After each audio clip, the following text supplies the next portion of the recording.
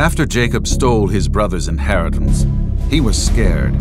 He ran away and went to live with his uncle Laban in Haran. Laban tricked Jacob into marrying his daughter Leah, but eventually gave him his other daughter, Rachel, who Jacob wanted to marry all along.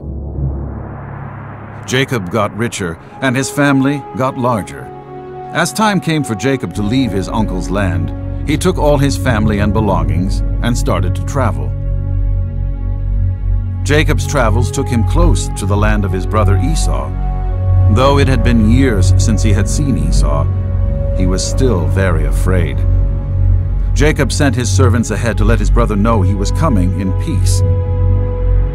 Esau came with 400 men, and that terrified Jacob.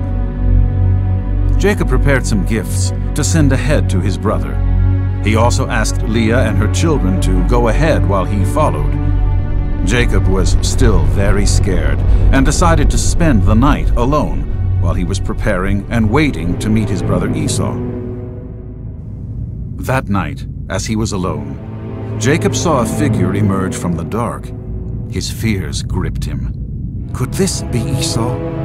Was Esau now trying to murder him in this lonely wilderness in the dark of night? Jacob was not going to let himself be harmed, so he decided to go on the attack. He rushed toward the man, knocking him to the ground. He was determined to find out who this man was. He would wrestle this man as if his life depended upon it. The fight began. It was an even match, and they wrestled for hours. Neither man could defeat the other. As the fight wore on, Jacob realized that he was not fighting with Esau.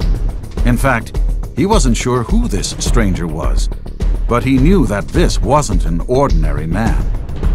The light began to break, and the stranger asked Jacob to let him go, but Jacob refused and wanted to know the stranger's name. Finally, to end the fight, the stranger simply touched Jacob's hip socket. Immediately, Jacob felt his leg weaken as his hip shifted out of joint. Even though he tried to wrestle, he knew that he couldn't win. "Now, let me go," the man said to Jacob. "It's morning." But Jacob knew that this was no ordinary man. This was a messenger of God. In spite of his pain, Jacob had a hold of him. "I won't let you go unless you bless me," Jacob said. "What is your name?" the man asked. "Jacob." Then the man blessed him. "Your name is now Israel. You have fought with God and men, and you were victorious."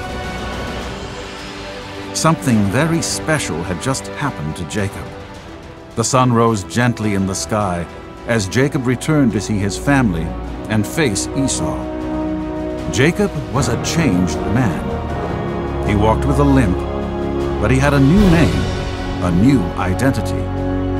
God had given Jacob a promise, and he would keep it.